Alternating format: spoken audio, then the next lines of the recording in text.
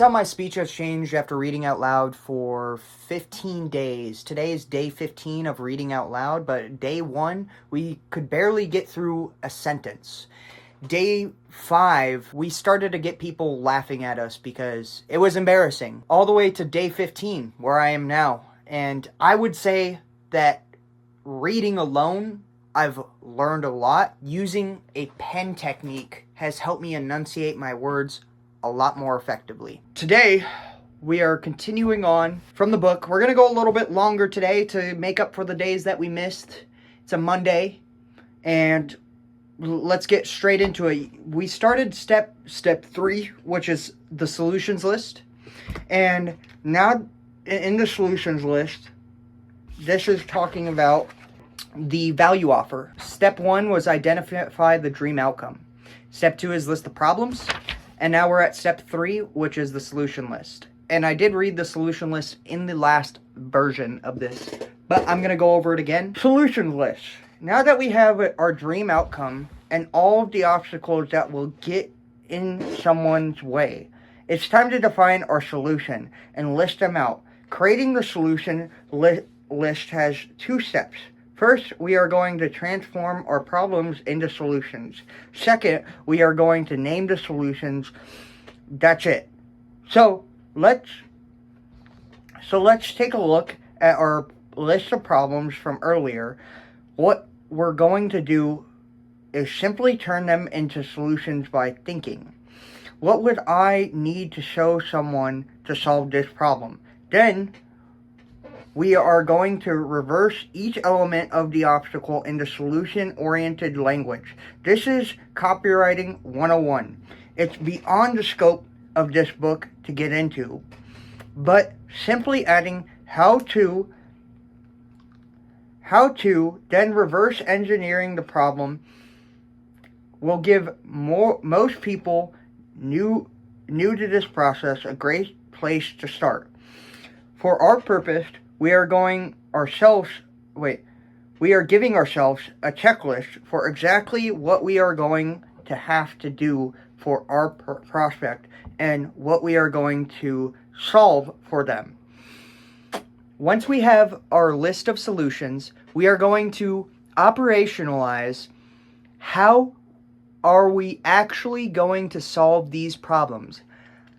In the next step, and I want to be 100% clear, you will solve every problem we explore together in the next step. Problem and solution. Problem, buy healthy food, grocery shopping. Is hard, confusing, I won't like it, I will suck at it. How to make buying healthy food easy and enjoyable so that anyone can do it. Especially busy moms. Takes too much time. How to buy healthy food quickly. Is expensive. How to buy healthy food for less than your current grocery bill. Is sustainable. How to make healthy food take less effort than buying unhealthy food. Is not my priority. My family's needs will get in the way. How to buy healthy food for your family at the same time. Is undoable if I travel. Undoable. Yeah, it makes sense. I thought that would be 2 separate words. Is undoable if I travel. I won't know how to get healthy food when I travel. The problem is cooking healthy foods. It's hard, confusing, I won't like it, and I will suck at it. How anyone can enjoy cooking healthy meals easily. Will take too much time. How to cook meals in under 5 minutes. Is too expensive. It's not worth it. How eating healthy is actually cheaper than unhealthy foods. Is unsustainable. I'm like cracking this. Is unsustainable. How to make eating healthy last forever. Is not my repeat that.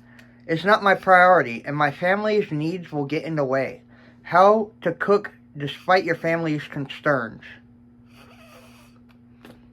I bit a hole into this, I think. Oh, no, it's not. Is undoable if I travel. I won't know how to cook healthy. How to travel and still cook healthy. So basically, he just broke down all the solutions for all of those problems. And let me reflect on this real quick, because this is a valid point into what I'm doing, because I'm not going to just read books and not reflect it into how I'm doing it in business.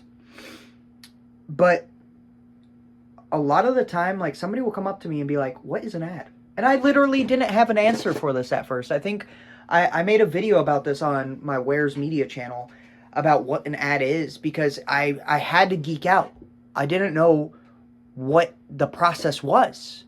What was an ad? Oh, yeah, we sell social media marketing. What is it? Yeah, it's this, that, and the other. So I compromised and I did research, and now I can answer these solutions. And these are actually perfect pieces of content that he's making here, like how to travel and still cook unhealthy. Or wait, how to travel and still cook healthy. There we go. So, moving on. Problem: eating healthy food is hard, confusing, and I won't like it. How to eat delicious, healthy food without following complicated systems, etc. Problem: exercise regularly. Is hard, confusing, and I won't like it, and I will suck at it. Easy to follow exercise systems that everyone enjoys, etc. Okay, phew, that's a lot of problems, and a lot of intuited solution, courtesy of my divergent thinking. Good way to pat himself on the back. You'll also notice that a lot of them are repetitive. That's totally normal. The value drivers are 4 core reasons our problems always relate to those drivers, and our solutions provided they need answers to give prospects permission to purchase. What's even crazier is that if only one of these needs is missing in a solution, it can cause someone to not buy. You will be amazed at the reason people do not buy, so don't limit yourself. Brooke Catastoni is a friend who runs an enormous life coaching business to give you a different take on the problem solutions list. Brooke sent me her list as she was going through this book to make a Grand Slam offer for a 90-day relationship course. Take a look to see the process through a totally different lens. The main takeaway, though, don't be fancy. Just get all the problems down and then turn them into solutions. Regardless of whether your offer you're creating is around fitness, well, like the example, a relationship course, like Brooke, or something wildly different, like ear aches? Oh, like ear aches. We now know what we need to do. Step 4 is the how, and how to do it without breaking the bank. So basically, we need to come back at the end of this video to this page. I want to mark this page because I've been working on my offer, and we need to create our offer, or create what he's saying here. So I'm going to grab some of these right here, and we're going to just mark this page. Bada bing. But moving on. This is all the solutions. There's problems on the other side. So the value offer. Creating your Grand Slam offer part 2. Trim and stack. Cut. Friends to Rachel, Green and Friends. I divided this chapter into 2 parts because it's meant...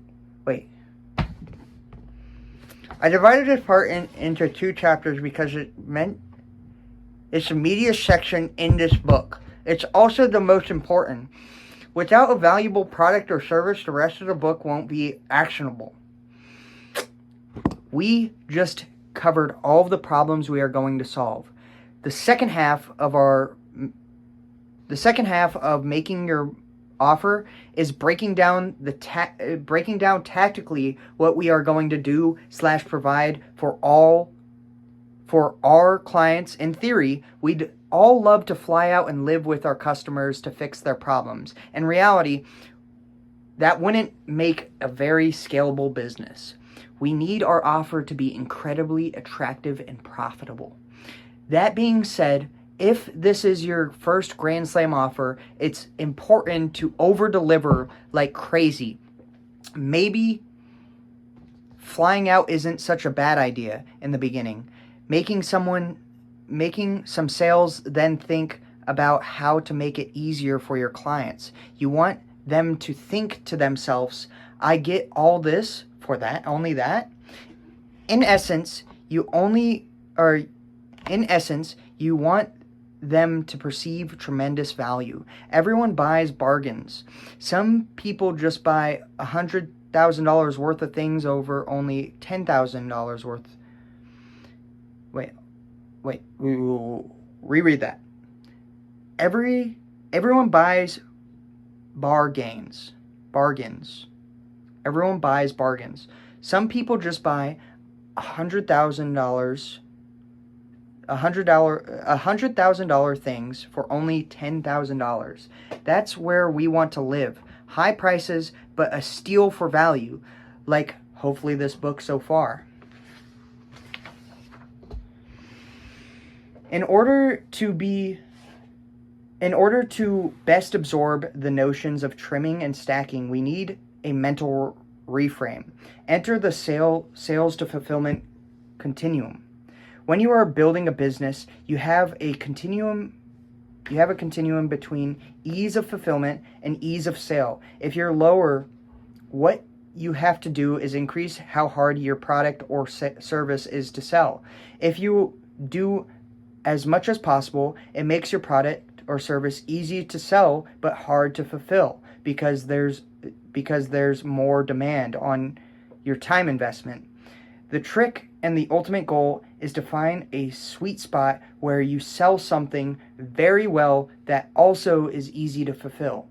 I have always lived by mantra: create flow, monetize flow, and then add friction. This means I generate demand first. Then, with my offer, I get them to say yes. Once I have people saying yes, then and only then will I add friction in my market or decide to offer less for the same price. Practically drives this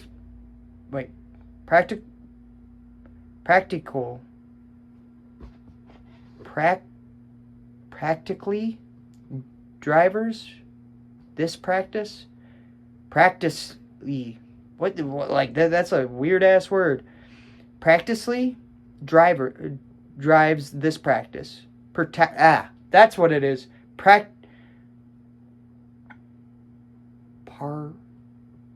Parsitically drives this practice. Practicality drives this practice. Took me a minute. If you can't get demand flowing in, then you have no idea whether you have a good idea.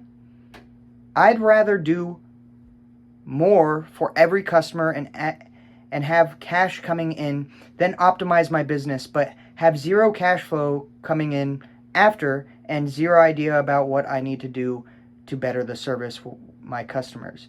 Here's a perfect example to drive this home. When I started Gym Launch, gym owners reached out asking me to help. They needed so much help, I didn't know where to start. But I wanted to make sure they got way more than they paid me. So here's what I ended up doing to fill their gyms. I would fly out to their gym for 21 days, spend my own money on hotels, car rentals, eating out, advertising, generating the leads, work the leads, then sell for them. I would even do the first onboarding meeting with clients to get them started in short. I did everything. I took all of the risk. Then only had to put down $500 to reserve their date, which I made refundable at the end of the launch. So they had zero financial risk, zero time risk, zero effort, and the deal was I got to keep all the front cash collected from selling their service, and they got clients for free. You can imagine how this was pretty compelling. On my own, I was able to sell about $100K a month in upfront cash for myself. So these deals were very lucrative for me. Over time, I scaled that to a team of 8 guys selling every month, but this began to wear on me and the team. It was at that point that I realized that if I were to simply teach how to do what I did, I could charge maybe a third of what I would normally make, but I would be able to help hundreds of gyms a month instead of 8. And I could do it all sleeping in my own bed every night. My promise was fundamentally the same. I will fill your gym in 30 days. It was simply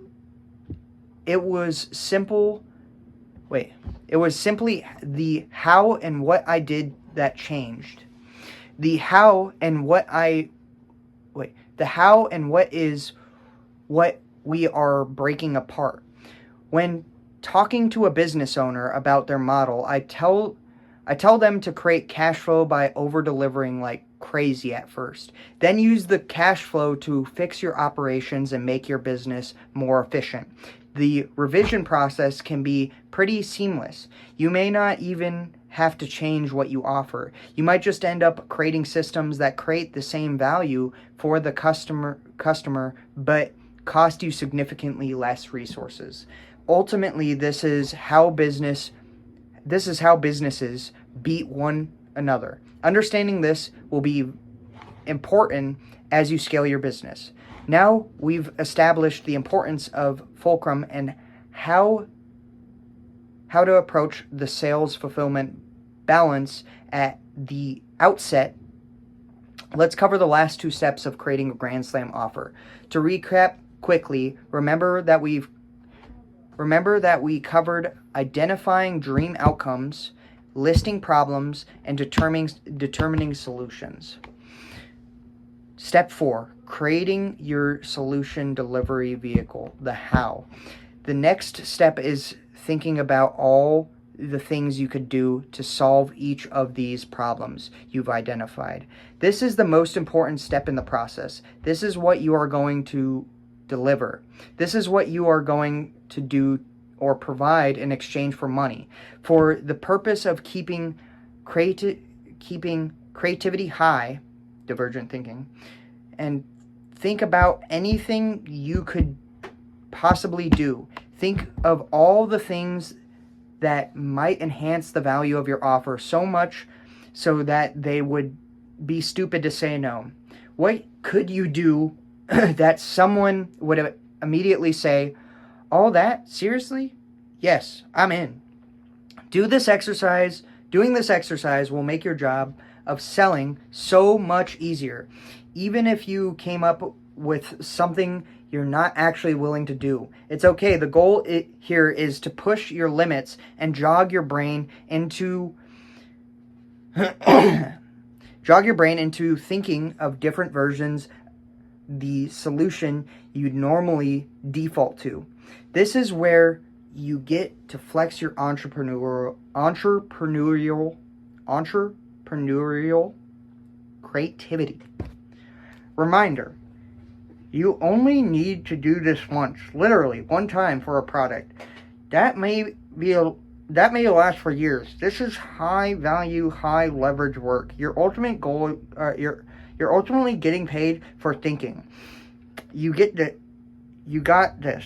This should be fun. Go ahead and list all your possibilities now, and then I'll take you through my example.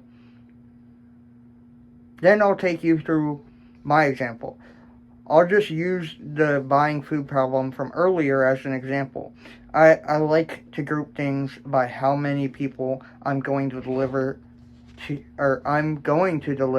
things at once. So we're going to mark this page because obviously we need to come back to this and reread it.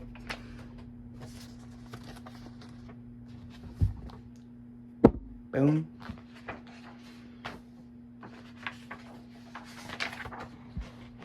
My list is below, and at the bottom. I've given you my cheat codes for how I think through this to get even more creative. Problem: buying healthy food isn't hard. Buying healthy food is hard, confusing, and I won't like it. If I wanted to provide a one-on-one solution, I might offer A.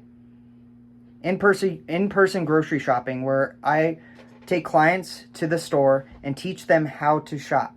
B. Personalized grocery list, where I teach them how to make their list. C. Full service shopping, where I buy their food for them. We're talking 100% done for them.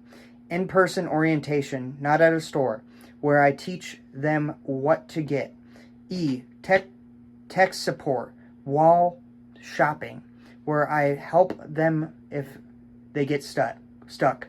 Phone call while grocery shopping, where I plan to call when they go grocery shopping to provide direction and support. That's actually huge. If I wanted to provide a small group solution, I might offer an in-person grocery shopping where I meet a bunch of people and that would actually, you could scale that. That would be cool. I take a bunch of people and take them all shopping for themselves. Personalized grocery list that was A. So B, personalized grocery list, where I teach a bunch of people how to make their weekly list.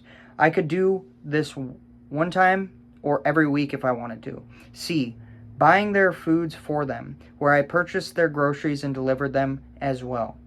D, in-person orientation, where I teach a small group offset what to do, not at a store. If I wanted to provide one-to-many solutions, I might offer live grocery tour virtual, where I might stream me going through the grocery store for all my new customers and let them ask questions live. B, recorded grocery tour, where I might shop once, record it, then give it as a reference point for them from that point onward for my clients to watch on their own. C, DIY grocery calculator, where I create a shareable tool or show them how to use a tool to calculate their grocery list.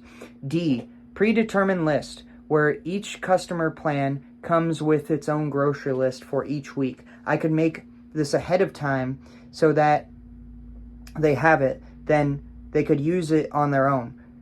E, grocery buddy system, where I could pair customers up, which takes no time really, and let them shop together. F, pre-made Instacart grocery carts for delivery, where I could pre-make Instacart lists so clients could have their groceries delivered to their doorstep with one click. As you see, this list really goes, as you see, the list can really go on and on here. This is just to illustrate the many ways to solve a single problem. Now do this for all of the perceived problems that your customers encounter before, after, and during their experience with your service/product.